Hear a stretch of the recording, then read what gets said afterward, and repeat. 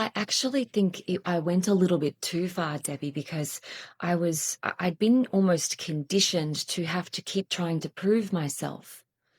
Please see me, please love me, please accept me, please validate me. Why won't you? Why won't you? Can you see what I mean? There's this desperation and this need to be seen and loved and heard and accepted.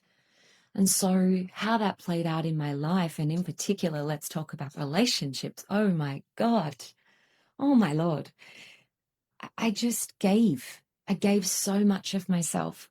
And then I would push for so much in relationships with men. And again, I was just constantly self-abandoning. So that person would choose me. So powerful. The fact that this wound from a little girl from your mother, one of many relationships, can be so profound and so subconscious you don't even know it's there. And it's just pick me, look at me, tell me I'm good enough. And when we go into relationships like that, our expectations of the person are so great and often unsaid on what we want from them because they're subconscious. And so when we go in with these expectations, I don't know if this is the same with you, but certainly in my life.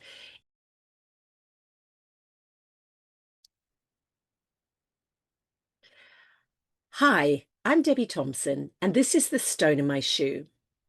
Like a stone in your shoe, we all carry things that quietly shape the way we walk through life.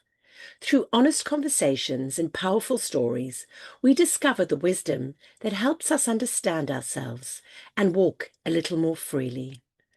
And today's guest is Claira J, or J, welcome. She's a singer, performer, recording artist, voiceover artist, and vocal coach with more than 20 years in the Australian entertainment industry. She's appeared in television shows including Neighbours and Rebel Wilson's Bogan Pride, and worked across national advertising campaigns.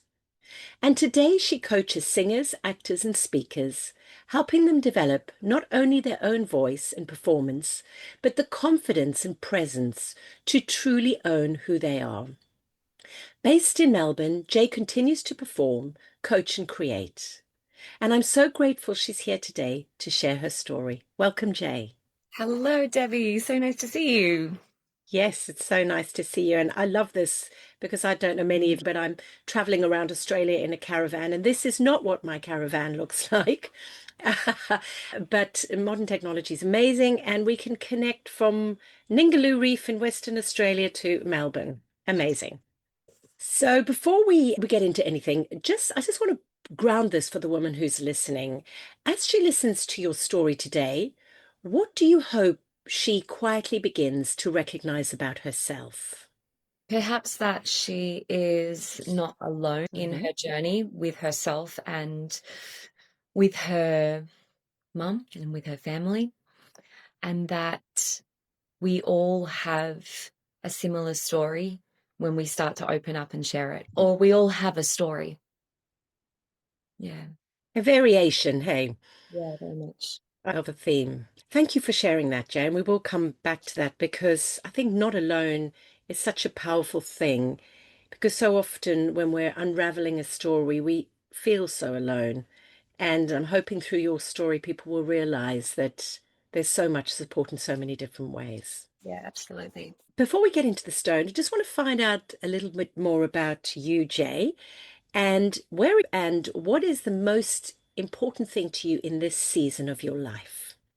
Ooh, what a great question. Most important thing to me in this season of my life is truly owning myself, and trust, like really trusting myself, trusting my voice, trusting my decision making, not self-abandoning anymore as well. That's something that has been a huge theme throughout my life, is that I continued to put others in front of myself, their needs in front of my own, and I would end up being very upset about that or confused as to why I wasn't getting what I needed. And that's because I was literally self-abandoning myself over and over again. So yeah, that seems to be where I'm currently at, is really trusting in me, trusting in my needs, my decision making, and really using my voice at the end of the day as well. That sounds really powerful. This trust of knowing who you are, and not just knowing who you are and trusting it, but actually taking the power to take it back and put the power inside of yourself rather than giving it to other people. So it does, it feels like you're in a very powerful part of your journey. Definitely feels That's like it right now. how I feel. Yeah, I feel the most grounded that I feel like I've ever been because I feel that I know myself more now than ever before. Yeah. And I think with that deep knowing comes this deep trust, and then the power comes from there. Beautiful. So let's go back and let's talk about the stone in your shoe. What story would you like to share today? And if you had to name the stone, what would the stone be called? So the stone in my shoe throughout my life has been the relationship with my mother, with my mum. And remind me of what you just asked me as well, the other And question. if you had to name the stone, but I think you've done that because you've said it's your relationship with your mum. Because sometimes it's quite nice to, and you can never really name something because there's so many parts to it.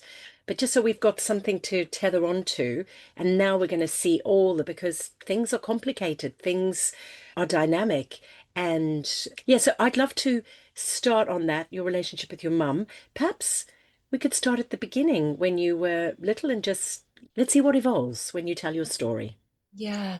So it's an interesting one when you start to look back and reflect on your past life because they are memories and maybe sometimes they might not always be accurate because it was just maybe what I was feeling in a particular moment. But if I can go back, I recall feeling as a young child, I thought everything was fine. I thought everything was great and happy. I was in a family of six. I've got three brothers, both my parents, they're both still together now. I recall having a relatively happy and harmonious childhood from what I can remember. I remember being really outgoing. I was involved in absolutely everything I could possibly be involved in as a kid. I was singing from a very young age, always performing, always putting on shows, all that sort of thing. I was very heavily involved in the church as well. So my family, mum and dad brought us up in the Salvation Army church.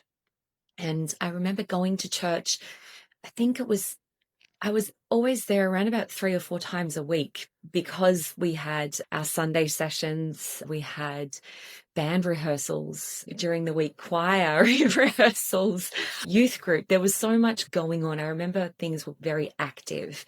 And then I also recall having, yeah, I was quite busy. And then I was very active outside of my school as well. So I was involved in lots of like dancing lessons and had lots of shows that I was involved in. And my mum was really present for me there in that she would make all of my costumes. I remember her always sitting at the sewing machine making things for me. And she was the one who was doing the cooking and the cleaning and the looking after three boys and me, so four children, really holding a household together. And my father wasn't necessarily as present.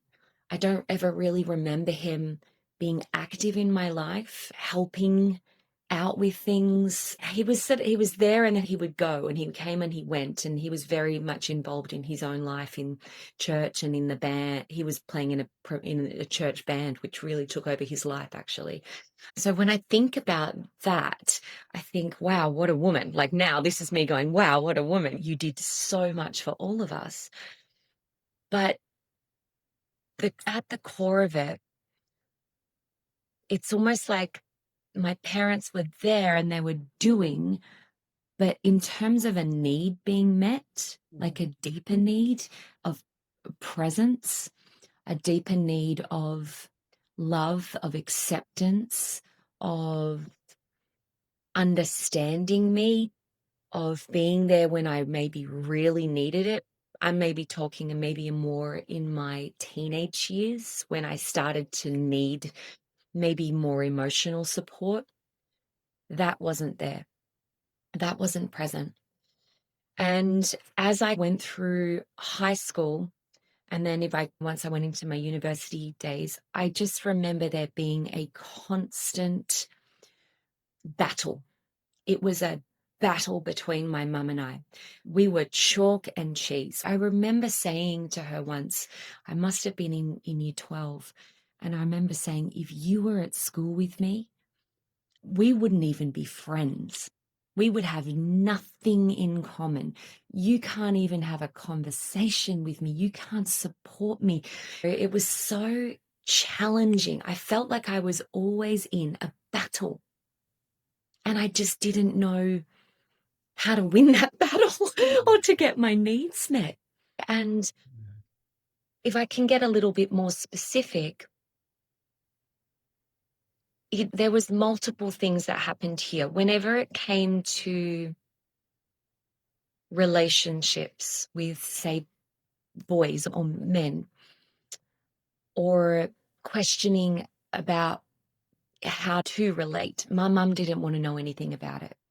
She didn't want to know what I was up to because she was so afraid that whatever I was doing, it was going to hurt her. And I found that incredibly difficult because there were multiple times in my life that I needed a woman that I could trust, a woman that I could look up to, a woman that had been through life that I could really just talk to, that I could feel safe with, and that I could, have someone to bounce off as I was learning and growing in the world. But that wasn't there for me. And yeah, it was especially around relationships. I also remember when my period came along as well, and that was a really confusing time for me. I didn't know what was happening to my body. I don't recall anyone ever telling me that it was going to happen.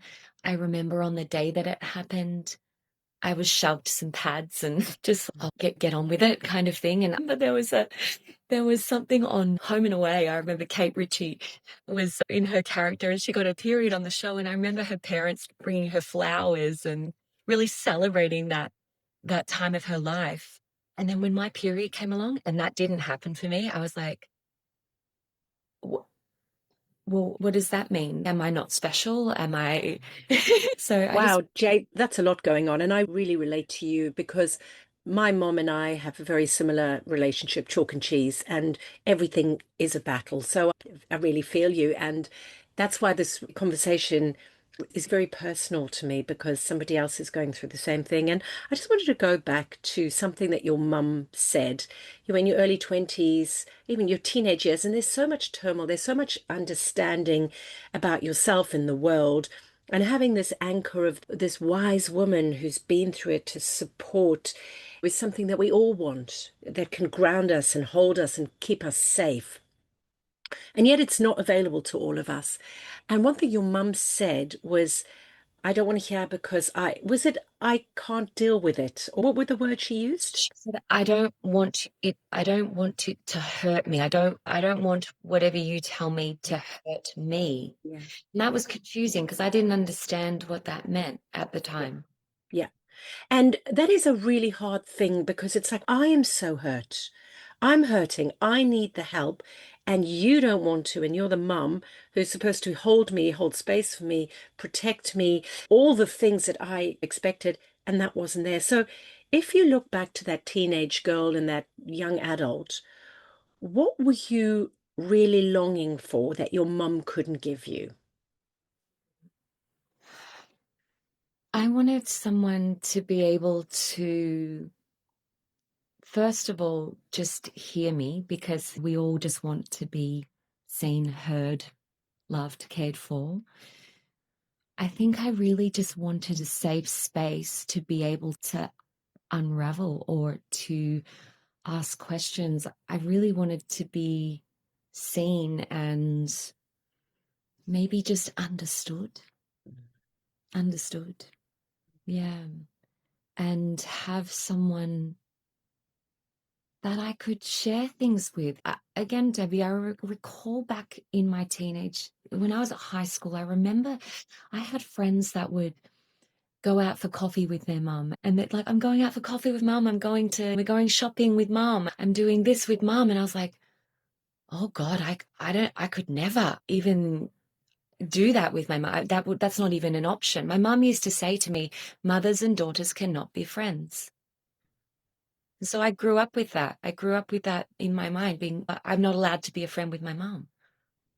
So she put the wall up in front of me. She really blocked that relationship with me, which I found so incredibly difficult.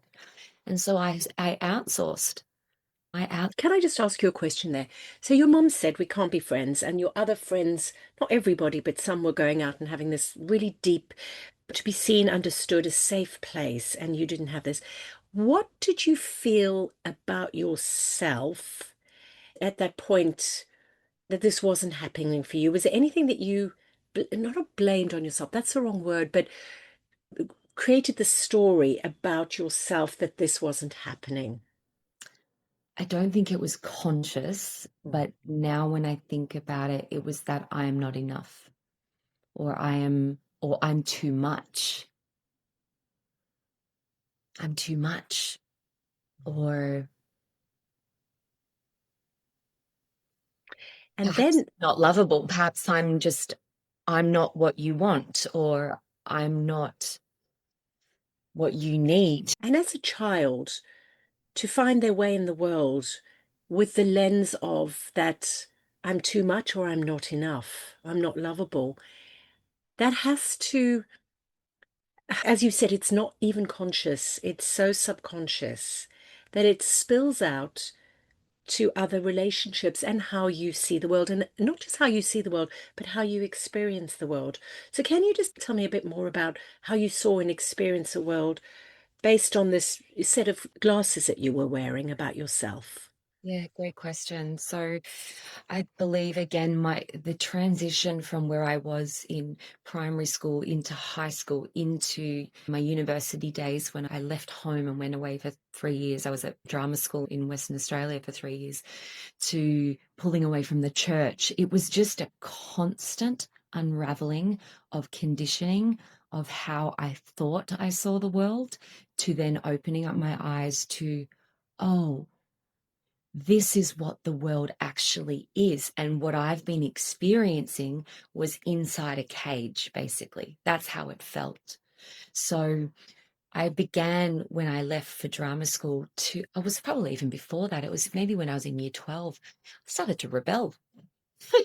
I turned into I was pretty out there. I was pretty wild. I was going out there and drinking at an early age, and I believe had my first sexual interaction when I was 18. And from there, it was just a self-exploration as a young adult. When I was in, university, I was allowed to swear. I wasn't allowed to swear when I was at home. I get the bloody wooden spoon. I get a snack. So for your mum, seeing this child that she could no longer control, that you literally broke the cage down and you were flying, and this is who I am, and I don't care if I'm too much. And for your mum, who was about, I don't know, but this, I can't deal with this because it doesn't feel safe for me. Obviously, safety and control were really important.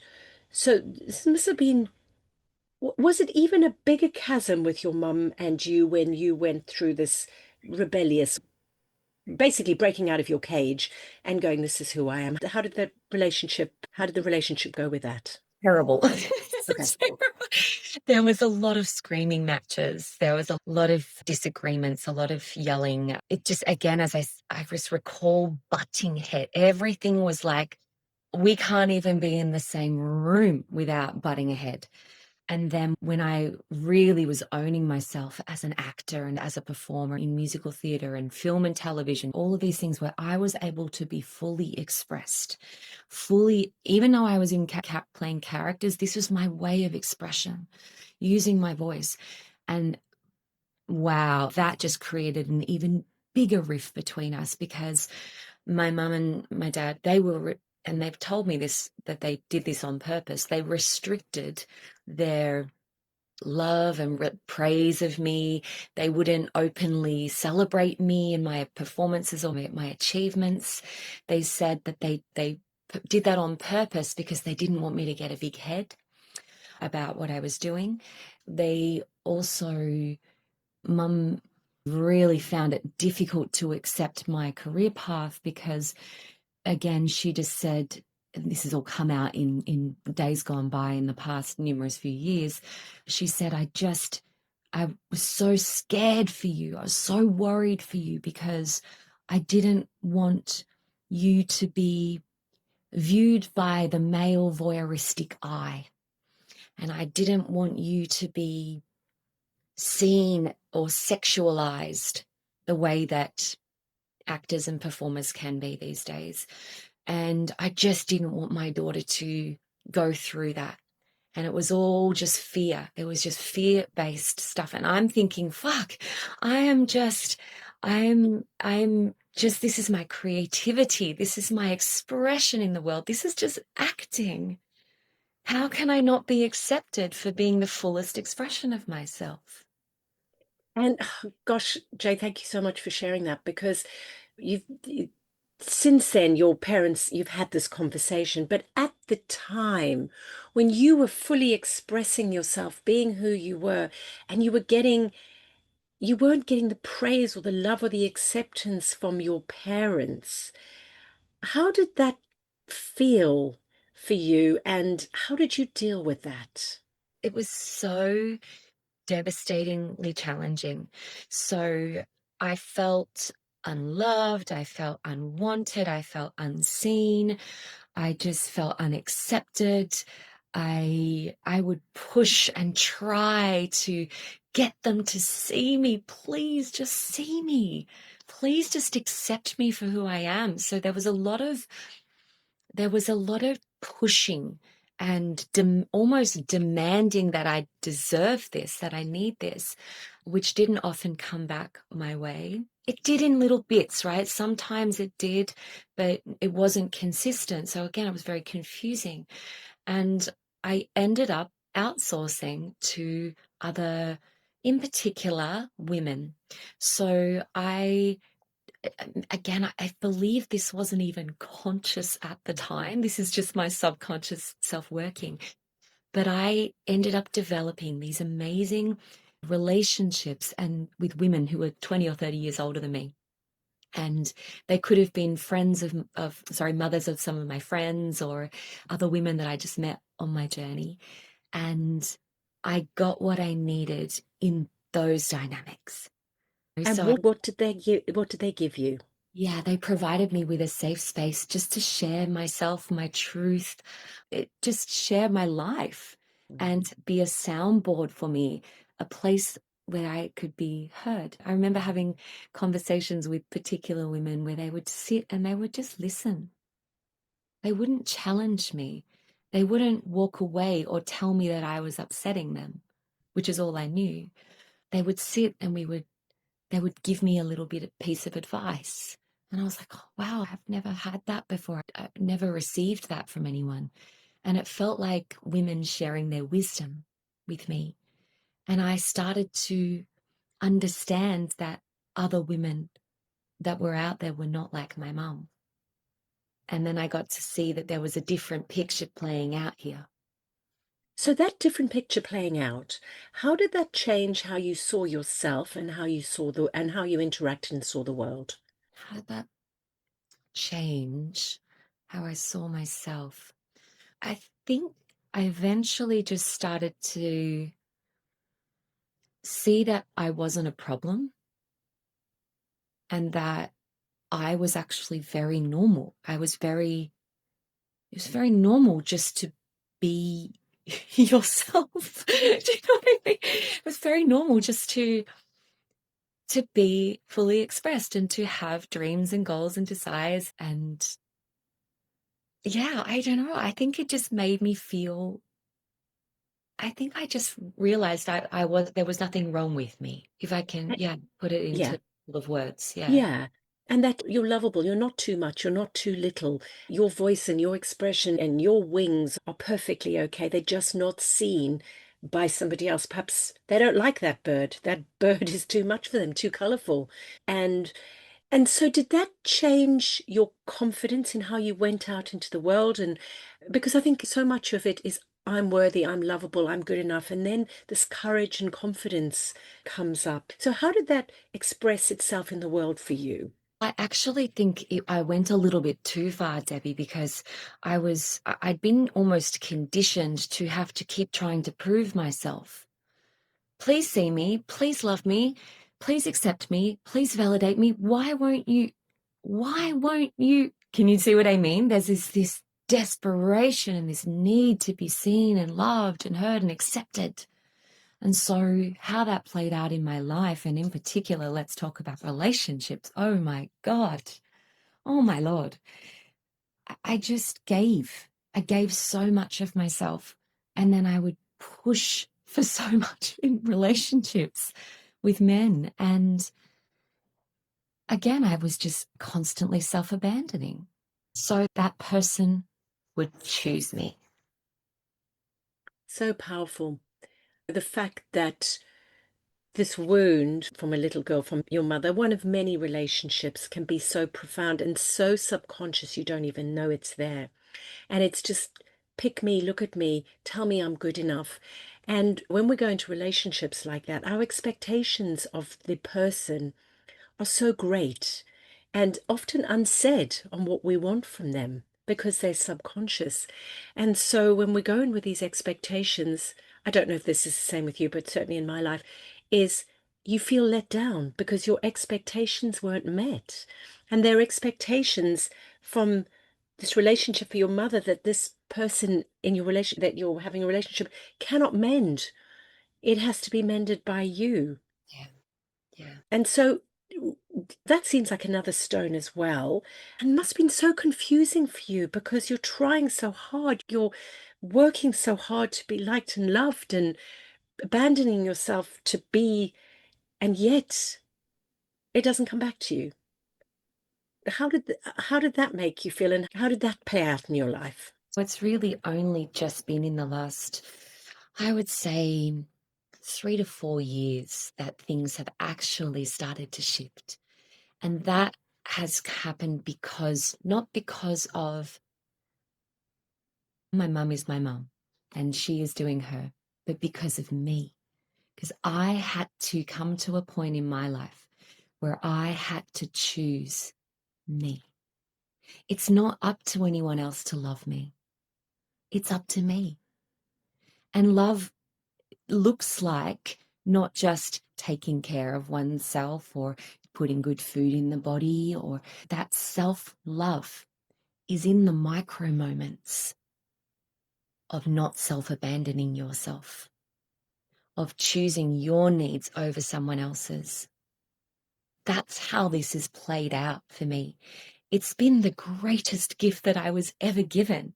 I can say that now, but back then it was very challenging. But in terms of my actual development as a woman and who I've been able to become, I only have gratitude for all of this, because perhaps I wouldn't have seen it to the depth that I do now if I hadn't have been on this journey. But yeah, it's really had to make me understand unattachment. So unattaching from outcomes, unattaching from a need for someone else to do, be, say something for me to feel safe. I don't need anyone else to do that for me because I've got me. And when you outsource that to somebody else, you lose your power. And one thing we do have is the power to choose, the power to make a choice in every moment. You said the micro moments. And to give that away is it's self-abandonment, isn't it? I just wanted to go back. You said the last few years is when you've started to do this deep work, because this is the transformation. Was there a moment in time when you went enough, or was it a series of steps that happened to this, to looking inwards and doing this transformation? Yeah, look, I've been on the personal development journey realistically from around about, oof, I would say I got my first Louise Hay book when it was 2007. I didn't really understand it at the time, but between 2007, 2019, 2000, end of 2018, start of 2019, I actually had a serious mental and physical breakdown where I almost ended my life. And that was like my dark night of the soul. And that was the big crux of my own personal development journey, really starting and deepening from there. But when I think about the relationship between my parents and in particular my mum and I, it was, I would say, 4 years ago. And I can't remember the thing that happened, but I remember it was a bang, no more. This is it. I am done with this. I am choosing to be out of this dynamic. I am choosing different. There is no way that this is going to ever continue past this point. And it was a time where there were 6 months of my life where no one spoke to me from my family. Everyone just pulled, like it was just closing off, and I didn't hear a peep for 6 months.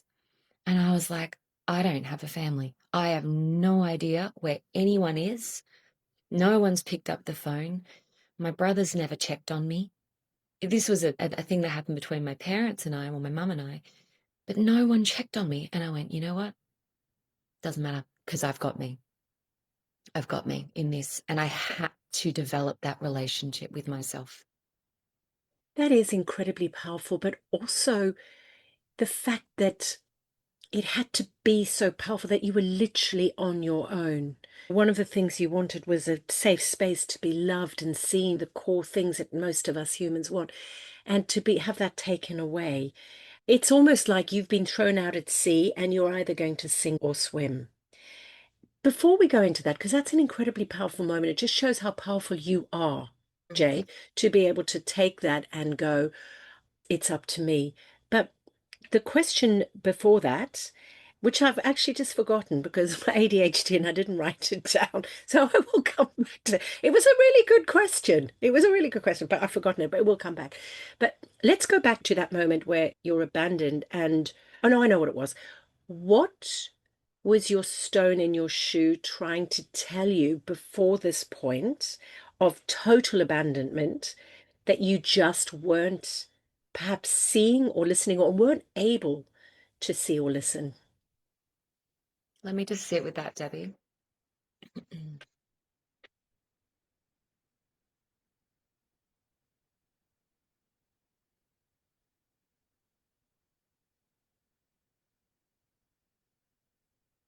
What was I not seeing?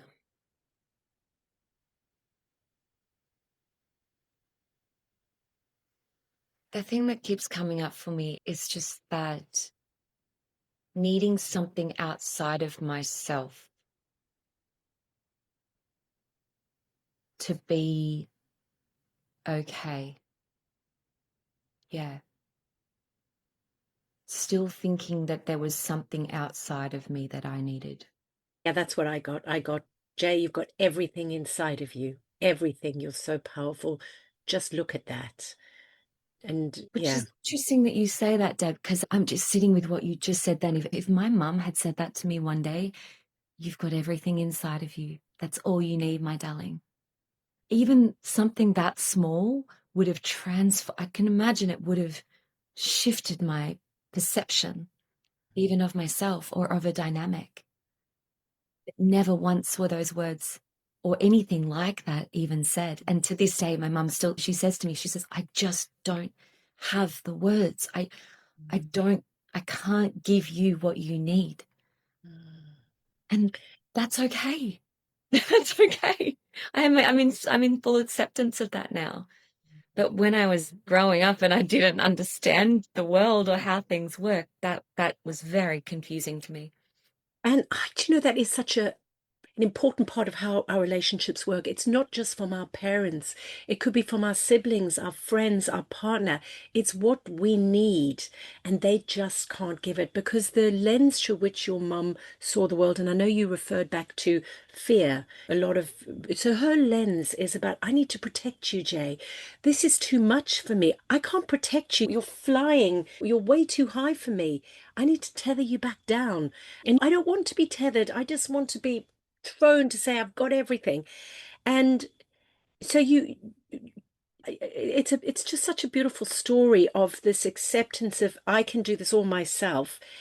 How do you see your mum differently now? And how did your transformation transform how you saw and accepted your mum? Mm, great question. Do you mind if I share a little bit of a story as to when that all started to Sure. happen? And I recall sharing this with you when we caught up a few weeks ago as well. And it was a moment where I had invited my parents to come over. This was after that 6 month abandonment break. And I invited them to come into my home. And I just sat on the floor and I got my parents to sit on the couch. And I said, "You need to talk to me about what you're feeling and how this has played out for you and how I've affected you so much that we're still in this dynamic." And what ended up happening was that my mum actually shared with me very vulnerably her truth and the reasons as to why she has been the way she's been with me. And she shared with me about her growing up, her past, the relationship with her father that was so incredibly challenging. My grandmother, her mother, got polio when she was, I believe, 28 years old and lost all of her capabilities in life. And so my mum's relationship with her mum completely changed when she was very young, and she didn't get what she needed in those moments as well. She also shared with me around what happened with her and my father, and how this is publicly, I'm going to share this because it's actually not something that I need to keep as a secret in my family. My parents actually got pregnant very young out of wedlock, and my mum had to have an abortion when she was, I believe, 16 years old. This is something I never knew. The deep pain, the pain that she would have gone through being out of wedlock, 16 years old, first time she'd ever had sex with my father, which is amazing that this even happened. And this is what happened. And she had to share that with her mum, and then her mum had to help her through that. And then they were in the church, and this was something how sinful. So she lived with that her entire life. And that was what she wanted to protect me from. She just wanted to protect me. I never want my daughter to have to go through the experience that I went through. Now, it's interesting because when I think about this now as an adult, now I think, how would I have done this with my daughter? Who I am today would be, obviously, I would create a safe space and there'd be conversation, and I would try to support her through that and talk her through that. But I don't believe my mum, she didn't have the capabilities. She didn't have the dialogue. She didn't have the understanding of how to do that with me.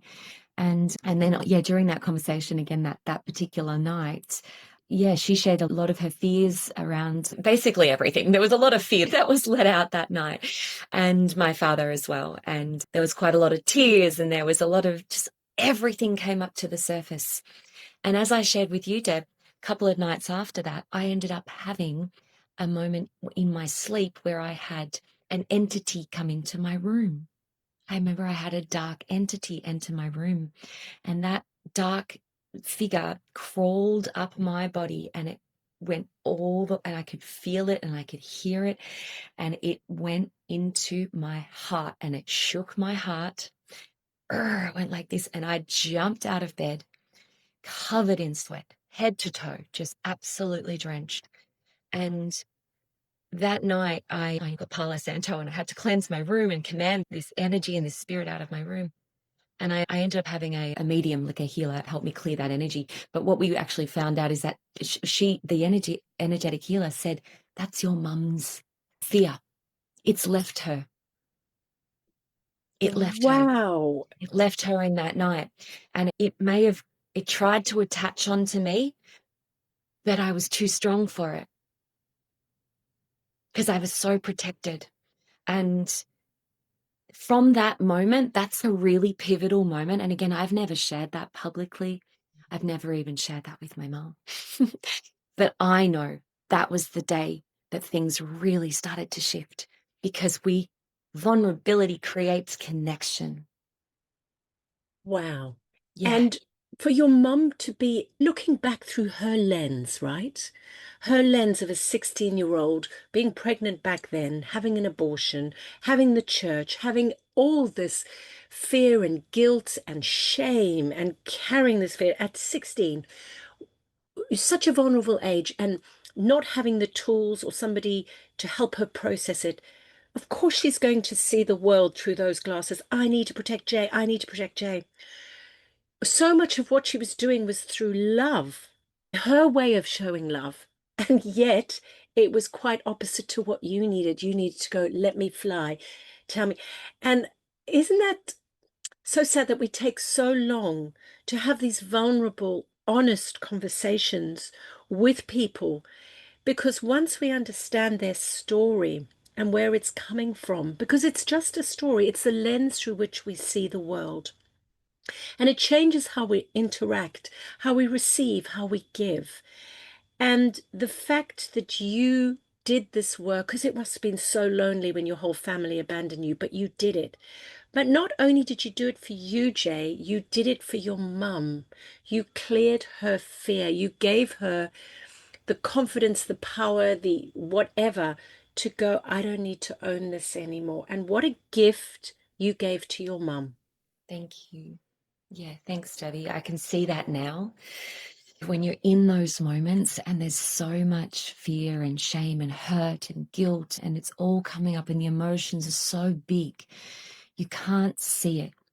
But from what I've learned is that hard conversations are so incredibly important in all dynamics. And if you can find a way to be regulated, to hold space, to own your truth, and also know that two truths can be held at once, or all truths can be held at once. Vulnerably speak your truth, own it. Yeah. That's where the magic happens. That's where those shifts can happen. And I honestly feel like this is something we're not taught how to do this. This is something that can be learnt, I believe. And I feel is something that all families and all relationships and all friends and all people really should have access to, being able to have these kind of conversations. Because at the end of the day, all we want is all of us to be seen, loved, heard, appreciated, and to know that we're not wrong, that my opinion is my opinion and my truth, and your opinion is your opinion and your truth. And let's find a way to come into balance and harmony together, even if we disagree. Yeah, and I think that's so important is the fact that you can hold two truths at once.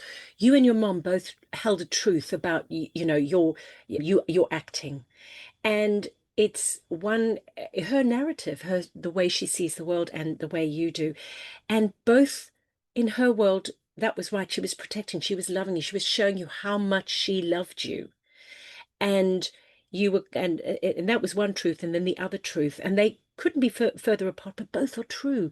And it's being able to vulnerably see the other person. Why are they seeing the world they are? And then I think so much compassion for yourself and for the other person. And I think with compassion, there's a huge amount of understanding and able to hold two truths at once instead of being dogmatically stuck in your own. That's Absolutely. powerful. I've only really learned that, I would say, in the last few years, even. This is just the deeper that I've gone on my own personal development journey. The more relationships that I've been in, the more interesting and challenging friendship dynamics that I've had. I had a very unfortunate situation with a beautiful, one of my best friends only weeks ago, where I shared something that was my truth and it wasn't received well.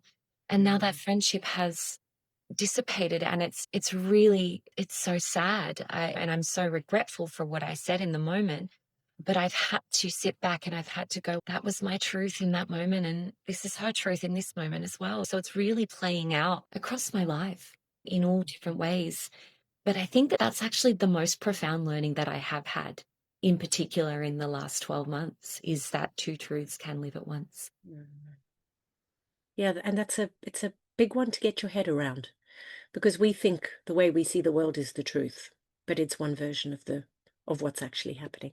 So I just wanted to leave you just with a couple more questions before we finish off. How has this journey changed the way you show and receive love in your life? I love. I love to give love in all different ways. And it has definitely not minimized my capacity to love and to share and to give my heart. I show up in every room, every gig that I do, every relationship, every conversation with my heart wide open, Deb. I just do. This is how I live in the world. This hasn't prevented me or made me think, oh, I better not give too much. Otherwise, people might steal my love. No, I feel more fully expressed than I probably ever have been. I show up in my ways of one of my love languages is of giving service, acts of service, and words of affirmation. I love words of affirmation because it was something that I was never really given. Right? I didn't get a lot of the dialogue. And I laugh at myself sometimes. I'm that person that shows up on Instagram. I'm such a cheerleader for people. I'm like, yes, go. I love supporting people. I love sharing, like making them feel seen, making people feel seen, heard, and loved, because that was part of my journey that I didn't necessarily have. And then in terms of receiving, first and foremost, I just top my own cup up every day. And if someone doesn't have the capacity to love me in the way that I need to, it's okay. I can still be challenged by it, but it's okay. I come into a lot more deep acceptance of it now. This has really been shown in my past romantic relationship, in that there was still parts there where I just wanted a little bit more, maybe probably more verbal, because that's my history, my past. But I think it's just more acceptance, Deb. It's just like you can't control other people.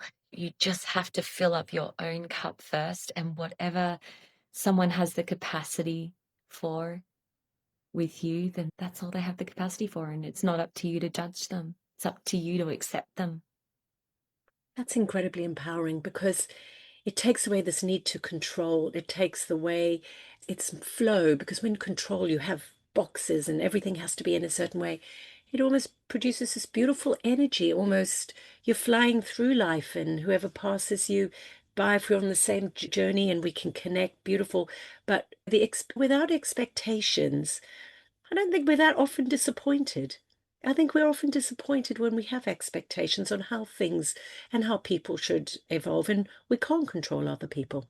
We can control, not control because that's the wrong word, but we're we can make decisions every day for ourselves. We can fill up our cups. We can love ourselves. We can do the work and then show up, because you didn't just show up in the world. This was a painful journey, and I really felt it at times, and how abandoned you were and how scary it must have been.